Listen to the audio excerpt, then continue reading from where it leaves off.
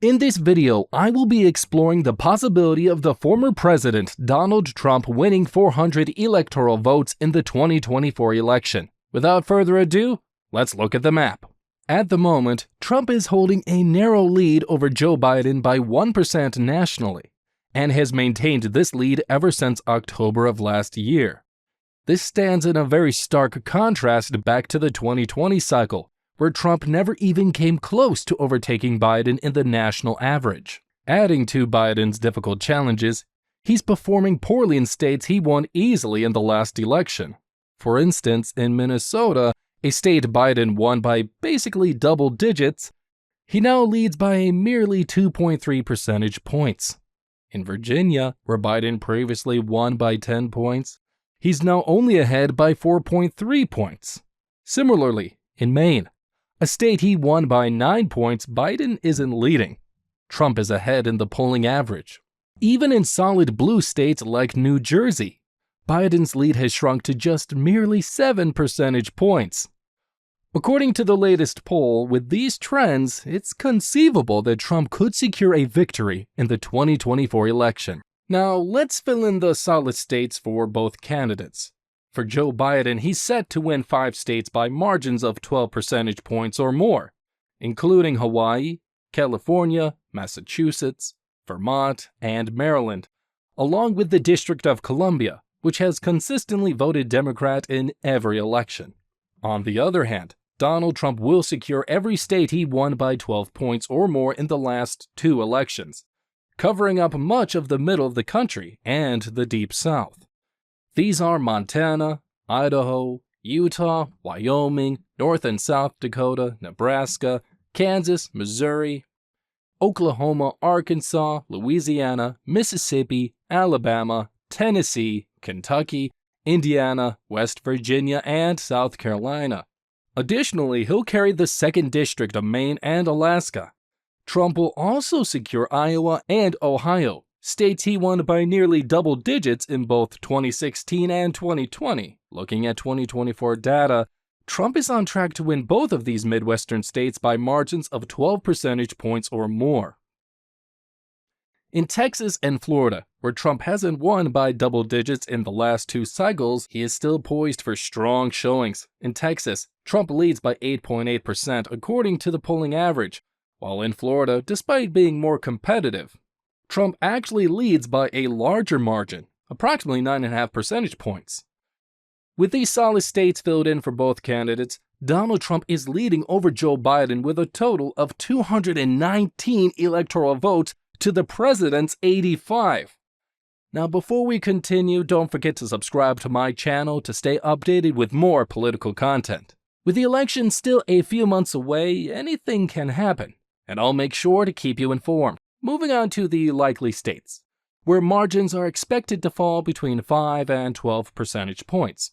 We will see a shift in favor of Donald Trump. Essentially, all the toss-up states from 2020 will likely lean towards the former president.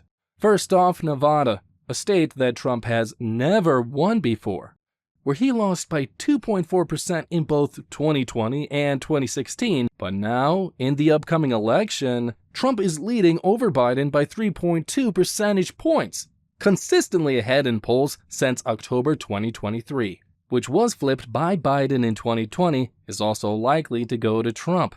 Despite Biden's narrow victory, current polling shows Trump leading by 4.5 points, indicating a strong chance of reclaiming the state. Moving on to the Midwest, Wisconsin, Michigan, and Pennsylvania are typically crucial states, but in a Trump landslide scenario, they are expected to easily favor the former president. Notably, Trump managed to win all 3 back in the 2016 election against Hillary Clinton. In Wisconsin, as of the moment, Donald Trump is leading by merely 0.6 percentage points. Now, while the polling average shows a very close race, Trump has maintained a lead in the majority of polls ever since October of last year, during Biden's slow decline. Michigan, which is traditionally the most liberal of the 3 upper Midwestern states, surprisingly shows that Trump is leading by 2.8 margin in the 2024 polling data. Despite Biden's initial narrow lead, Trump has managed to overtake the lead and seems to have maintained it. Similarly, in Pennsylvania, which is Biden's birth state, presents an interesting dynamic. While a recent poll showed Biden up by 10%, skewing the polling average slightly in his favor, it's more important to note that the historical underestimation of Trump's support in the upper Midwest. Polls in 2016 had previously predicted multiple losses for Trump in Pennsylvania, Michigan, and Wisconsin, yet despite that, he managed to win them all. Biden's intense efforts to win back these states in 2020 didn't yield significant margins, despite being more popular then. Considering these factors, I would say that Pennsylvania is likely to favor Donald Trump in a best-case scenario, potentially with a margin of at least 5 points. Moving down to North Carolina and Georgia, both states were highly significant in the 2020 election. North Carolina, traditionally trending blue over the last decade, saw Barack Obama winning back in 2008.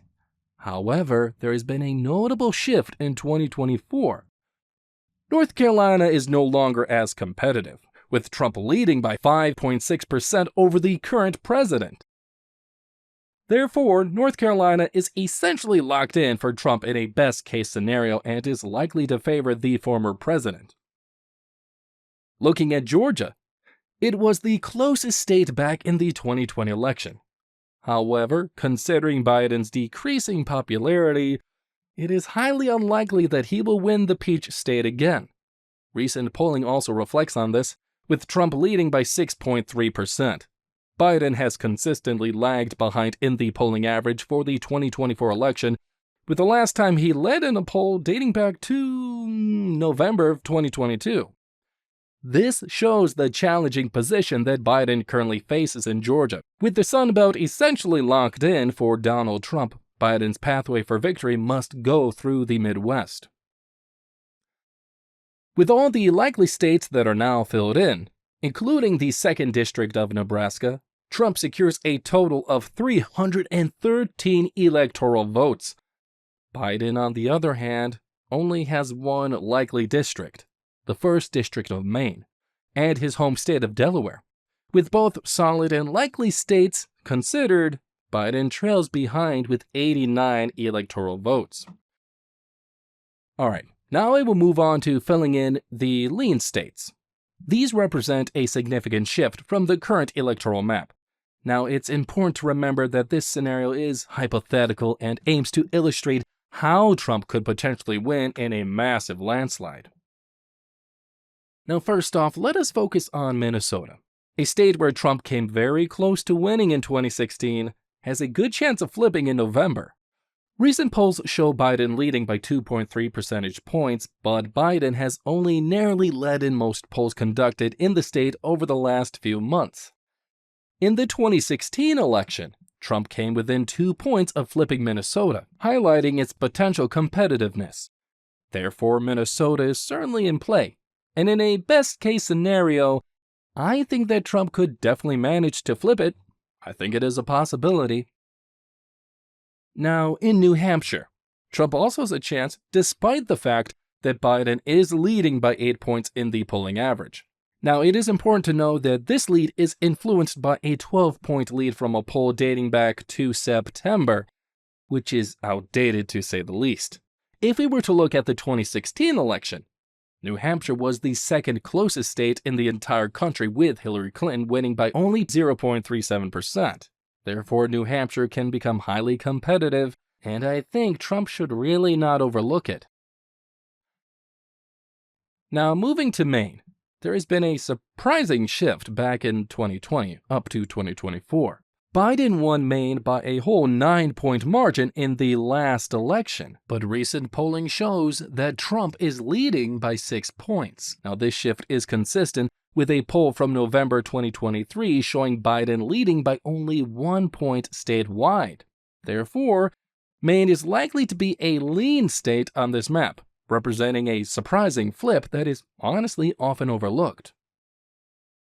Now, next up, we have New Mexico, which also has the potential to flip red this year. As the only state with a Hispanic residential majority, it has been shifting towards the right over the last few years. According to the latest polling, Biden is just barely ahead of Trump, with a margin smaller than he had back in 2020. Now, with Hispanic voters that seem to be increasingly leaning towards the Republican Party, Trump could also potentially win New Mexico, putting him on track to victory in a best-case scenario. Now, in Virginia, once again, Trump is also predicted to win, despite Biden leading by only 4.3% in the latest polling, a rather weak margin compared to Biden's 10-point victory back in 2020. Now, it's also good to know that Virginia elected a Republican governor in 2021, which indicated a shift towards the GOP in the state, which this means it grants Trump an additional 13 electoral votes. For Biden, the lean states include Washington, Illinois, Connecticut, and Rhode Island, totaling 131 electoral votes. Now, Trump surprisingly is also projected to win New York and New Jersey, where the recent Democratic scandals have weakened the support for Biden. Despite winning New York by over 20 points in the last election, Biden's lead has narrowed down in the latest polls. In New Jersey, Biden's lead is also reduced, a state he won by a huge 20 percentage points in 2020. Trump's performance in the tri-state area is expected to improve compared to back in 2020.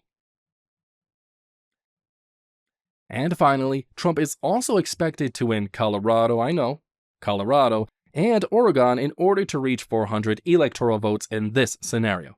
Now, realistically, I think that while a 400 electoral vote landslide may be quite unlikely, to be honest, Trump still remains in a strong position going into the election. And remember, this is a hypothetical best-case scenario for Trump, so it's got to be taken with a pinch of salt or a lot of salt. But nonetheless, with less than 7 months to go, we're getting close.